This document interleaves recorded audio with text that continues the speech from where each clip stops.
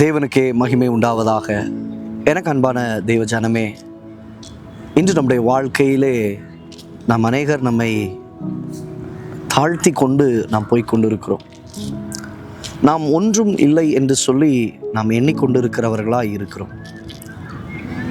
ஆனால் கர்த்தருடைய வார்த்தை சொல்லுகிறது, ஏசாயா எழுதின தீர்க்க தரிசனத்தின் புஸ்தகம் 41 அதிகாரம் 14வது வசனத்திலே வாசிக்கிறோம். யாக்கோபு என்னும் பூச்சியே, இஸ்ரவேலின் சிறு கூட்டமே, பயப்படாதே, நான் உனக்கு துணை நிற்கிறேன் என்று கர்த்தரும் இஸ்ரவேலின் பரிசுத்தருமாகிய உன் மீட்பர் உரைக்கிறார். யாக்கோபு என்னும் பூச்சியே, இஸ்ரவேலின் சிறு கூட்டமே, நீ பயப்படாதே, நான் உனக்கு துணை நிற்கிறேன்.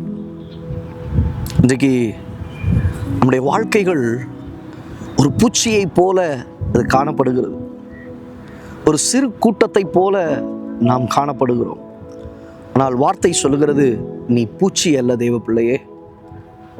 ஒருவேளை நம்ம யோசிக்கலாம், நான் ஒன்றுமில்லாமல் இருக்கிறேன், என் வாழ்க்கையில் ஒன்றுமில்லை, என்னால் ஒன்றும் செயல்படுத்த முடியவில்லை, என்னால் ஒன்றும் இயலவில்லை என்கிற ஒரு நிலை.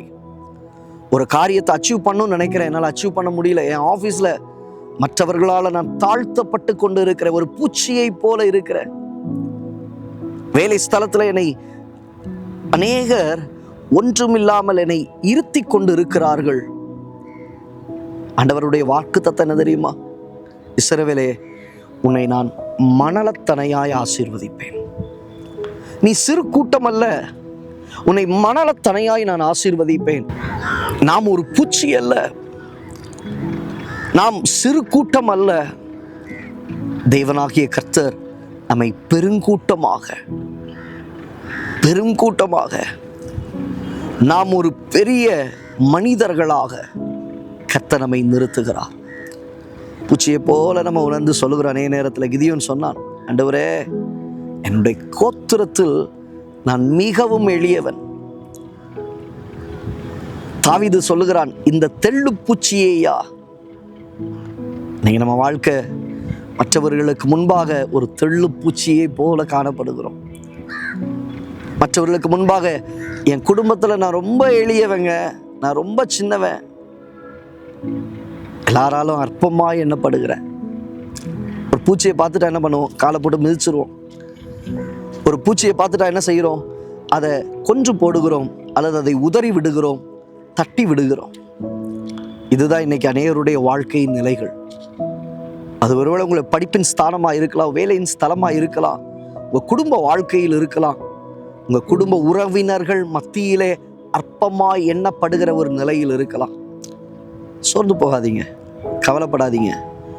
யார் என்ன வேணாலும் நினைக்கட்டும், எப்படி வேணாலும் அவங்க திங்க் பண்ணட்டும்.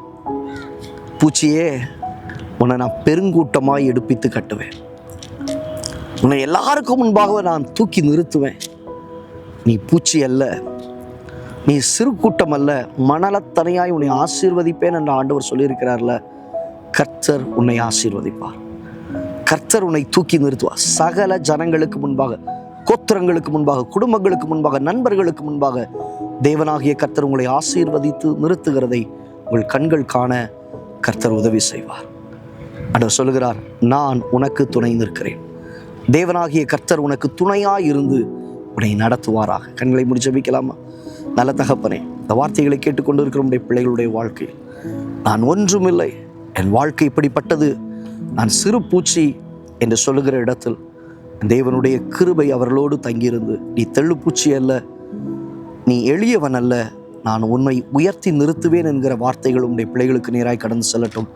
ஆசீர்வாதத்தை கொண்டு வரட்டும். இயேசுவின் நாமத்தில் பிதாவே. ஆம் தேவ பிள்ளையே, உடைய வாழ்க்கையில் காணப்படுகிறதான சகல அனுபவங்களையும் கர்த்தர் மாற்றுவார். அந்த சூழ்நிலைகளை கர்த்தர் மாற்றுவார். ஒருவேளை ஒரு தெள்ளு பூச்சியை போல காணப்படலாம், பூச்சியை போல உங்கள் வாழ்க்கை உதறி தள்ளப்படலாம். சிறு கூட்டமாய் இருக்கிறதான உங்களை தேவன் பெருங்கூட்டமாய் மாற்றி சகல ஜனங்களுக்கும் உங்களை ஆசீர்வாதமாய் கீர்த்தியும் புகழ்ச்சியுமாக கர்த்தர் வைப்பார். God bless you. God bless you.